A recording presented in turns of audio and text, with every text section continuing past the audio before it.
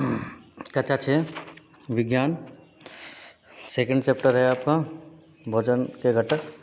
ठीक है, कल हमने विटामिन के बारे में बताया था। आज हम देखो आगे पढ़ रहे हैं रूक्षांश क्या होता है। ये रेशम जो लिखा है यहाँ पे गलत लिख गया, रूक्षांश है। ठीक है, रूक्षांश क्या है और संतुलित आहार के बारे में आज हम जानेंगे।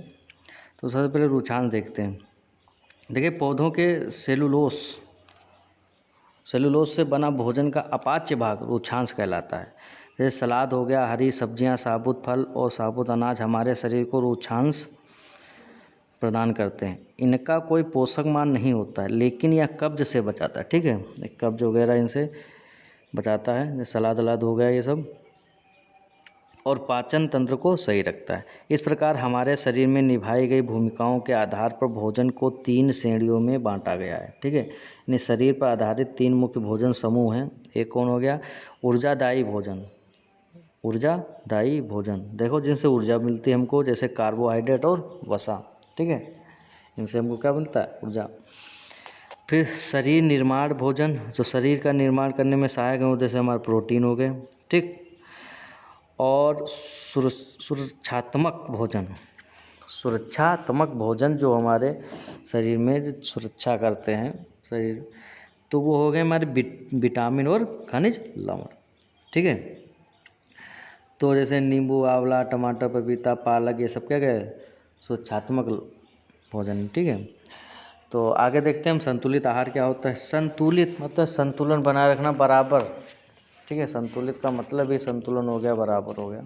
ठीक, देखिए, हमारे शरीर को उचित प्रकार से कार्य करने के लिए हमारे आहार में रेशों के साथ भोजन के विभिन्न अवयव पर्याप्त मात्रा में होने चाहिए। जो भोजन हम नित्य करते हैं वह हमारा आहार होता है, लेकिन यह आवश्यक नहीं है कि हमारे आहार के में सभी पोषक तत्व शामिल हों। इसलिए हमारे शरीर को संतुलित आहार की आवश्यकता होती है। वह आहार जिसमें पोषक तत्व संतुलित अनुपात में होते हैं संतुलित आहार कहलाता है। ठीक है, मतलब जिसमें जीव के लिए जो आवश्यक सभी पोषक तत्व वो पर्याप्त मात्रा में हो। ठीक है, तो जो मात्रा उनकी पर्याप्त हो, ना ज़्यादा हो ना कम हो, बिल्कुल बैलेंस होनी चाहिए। ठीक है, जिसे बैलेंस डाइट भी कहते हैं। ठीक है, तो पर्याप्त मात्रा में उपलब्ध हो तो उसको जो हम कहते हैं संतुलित आहार कहते हैं। वह आहार जिसमें सभी पोषक तत्व संतुलित अनुपात में होते हैं संतुलित आहार कहलाता है। जैसे कार्बोहाइड्रेट, वसा, प्रोटीन, खनिज लवण, विटामिन संतुलित मात्रा में हो। ठीक है, एक या अधिक तत्वों की कमी हमारे लिए बुरे स्वास्थ्य और बीमारी का कारण बन सकती है। ठीक, देखिए, आजकल दूध को संतुलित आहार नहीं माना जाता है, क्योंकि इसमें आयरन और विटामिन सी का अभाव होता है। ठीक, और संतुलित आहार व्यक्ति की आयु जो है, लिंग, स्वास्थ्य एवं व्यवसाय पर निर्भर करता है। सामान्यतः एक सामान्य कार्य करने वाले औसत युवा मनुष्य को 3000 से 3500 कैलोरी ऊर्जा उत्पन्न करने लायक भोजन की आवश्यकता होती है। ठीक है, और यह ऊर्जा जो हो हमको भोजन में लगभग 90 ग्राम प्रोटीन, 400 से 500 ग्राम कार्बोहाइड्रेट और 50 से 70 ग्राम वसा तथा अन्य आवश्यक तत्वों का होना आवश्यक है। ठीक, और समझा गया कि नहीं? पुरुषों और बालकों को स्त्रियों तथा बालिकाओं की तुलना में अधिक भोजन चाहिए। समझा गया? तो संतुलित आहार है, इसको समझिए। और इसके आगे देखिए, एक तालिका बनाई गई है। 3 मुख्य भोजन समूह के भोज्य पदार्थ हैं। जैसे खनिज है हमारा, अनाज हो गया, इसका स्रोत हो गया। ठीक है, संरक्षक भोजन। ठीक, यानी 10 से 12 वर्ष की आयु के बालक के संतुलित आहार में 2 कप दूध, समझा गया, और 2 कप के अनाज, आधा कप पकी दालें, थोड़ी सी बनी हुई हरी पत्तेदार सब्जियां और मौसम के अनुरूप फल शामिल होने चाहिए। ठीक, समझा गया कि नहीं आया? तो इसमें जो बनाई गई है कि एक टेबल बनाई गई, उसको देखिए आप सभी लोग। देखिए, अन्य जो है वयस्क पुरुष जो होते हैं उनमें सामान्य जो होता है 400, अभी बताया था 400 से 500 ग्राम कार्बोहाइड्रेट और 50 से 70 ग्राम वसा और कम से कम 90 ग्राम जो है प्रोटीन, ये होनी चाहिए। ठीक है, संतुलित आहार में। ठीक है, समझे। तो संतुलित आहार व्यक्ति की आयु, स्वास्थ्य और उसके व्यवसाय के अनुरूप बदलता रहता है। उदाहरण के लिए एक मजदूर को अधिक कार्बोहाइड्रेट और वसा की आवश्यकता होगी, क्योंकि उसे अधिक शारीरिक श्रम करना पड़ता है, और उसे ऐसे भोजन की आवश्यकता होती है जो उनके शरीर को अधिक प्रोटीन व ऊर्जा प्रदान करें, क्योंकि प्रोटीन शरीर सौष्ठव के लिए सहायक होता है। इसके लिए खाने से पहले खाद्य पदार्थ को सही तरीके से पकाया जाना चाहिए। गलत तरीके से पकाए गए भोजन में कुछ पोषक तत्वों की हानि हो जाती है। फलों एवं सब्जियों को काटने से पूर्व अच्छी तरह से धोना चाहिए, ठीक है। जैसे फल और सब्जी जो भी खाओ, उनको काटो, उनको पहले धो लीजिए, ठीक है, उसके बाद काटिए। अगर उन्हें काटने के बाद में धोया जाता है तो उनमें विटामिन और खनिज लवण नष्ट हो जाते हैं, ठीक है।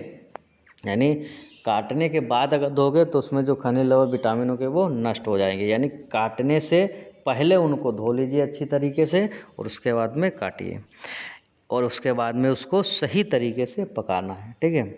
उसको फिर सही तरीके से पकाइए। सही तरह से पकाने से उनके हानिकारक कीटाणु मर जाते हैं, और इस प्रकार हम संक्रमण से बच सकते हैं। समझ में आ गया कि नहीं आया? समझे कि नहीं? कि सब्जी जैसे है जो फल, उसको काटिए, उससे पहले धो लो, काटने के बाद नहीं धोना, काटने पहले धो लो। काटने के बाद धोगे तो फिर ठीक है। तो देखिए, अगर कोई हल्का कार्य करने वाला पुरुष है, उसको कम से कम 2000 कैलोरी की ऊर्जा की आवश्यकता होगी, ठीक है। और स्त्री जो है उसको 2100 कैलोरी की आवश्यकता होती है। भाई औरतों को अधिक आवश्यकता होती है कैलोरी की, ऊर्जा की। अगर कोई व्यक्ति जो है 8 घंटा कार्य कर रहा है, कोई पुरुष है तो उसको 3000 कैलोरी, और अगर कोई स्त्री है उसको 2500 कैलोरी की आवश्यकता होगी। और कोई कठिन परिश्रम करने वाले जो हो गए मनुष्य, ठीक है, उसको कम से कम 3600 कैलोरी की आवश्यकता होगी पुरुष को, ठीक है। और स्त्री अगर है तो उसको 3000 कैलोरी की ऊर्जा की आवश्यकता होती है, ठीक। समझ आ गया कि नहीं? तो आगे देखते हैं, भोजन के आधारभूत आहार समूह क्या है। भोजन को निम्नलिखित 4 आधारभूत आहार समूह में व्यक्त किया गया है। जैसे ब्रेड व अनाज समूह हो गया, ठीक, ब्रेड व अनाज समूह। यह समूह हमें मुख्यतः कार्बोहाइड्रेट, थोड़ी मात्रा में प्रोटीन और कुछ विटामिन उपलब्ध कराता है। इनसे ब्रेड और अनाज हो गए, इनसे हमको कार्बोहाइड्रेट और प्रोटीन और कुछ विटामिन भी मिलते हैं। दुग्ध समूह हो गया, इस तरह के समूह में प्रोटीन, वसा, खनिज व जल उपलब्ध कराते हैं, ठीक है। फल और सब्जी जो हो गए, ये समूह हमें बड़ी मात्रा में विटामिन मिलता है, खनिज और रुक्षांश के साथ पानी भी प्रदान करते हैं भाई फल और सब्जी, ठीक है। इसमें कुछ कार्बोहाइड्रेट, प्रोटीन और बहुत कम मात्रा में वसा होती है। फिर चौथा है तो दाल और मांस समूह हो गया। इस समूह के भोजन में हमें प्रोटीन, वसा और कुछ विटामिन और कुछ खनिज प्रदान भी होते हैं, ठीक है।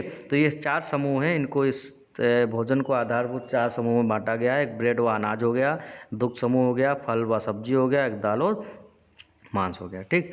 सामान्य तौर पर संतुलित आहार 1 से अधिक बार परोसा जाता है। प्रत्येक समूह में कितनी बार परोसना है वह निम्नलिखित प्रकार है। देखो, ब्रेड व अनाज समूह को 4 बार, ब्रेड व अनाज समूह को कितनी बार? 4 बार। दुग्ध समूह को 4 बार, फल व सब्जी समूह को 4 बार, और दाल और मांस समूह को 2 बार परोसना है, ठीक है। अगर संतुलित आहार है 1 से अधिक बार परोसा जाता है, लेकिन कितनी बार है? जैसे दुग्ध है तो उसको 4 बार उसमें से निकाल के दे सकते हो, ठीक है। उस समझा गया कि नहीं? दाल और मांस है तो उसको 2 बार, ठीक है। उससे संतुलन बना रहे, संतुलित आहार बना रहता है, ठीक है, भोजन। समझ आ गया कि नहीं? तो उसमें प्रोटीन, वसा, विटामिन के कुछ तत्व हैं जो मिले रहते हैं, बने रहते हैं, ठीक। तो अब इसके आगे जो है भोजन में पोषक तत्वों की कमी से कारण जो बीमारियां हो जाती है, तो इसके आगे है जो है नेक्स्ट वीडियो में हम पढ़ेंगे, ठीक। तब तक के लिए इसको सुनिए, और इसके जो क्वेश्चन है वो ग्रुप पर रफ पे करना है। इसके क्वेश्चन हम भेजेंगे, उसको रफ पे करके ग्रुप पे भेजना है। Thank you.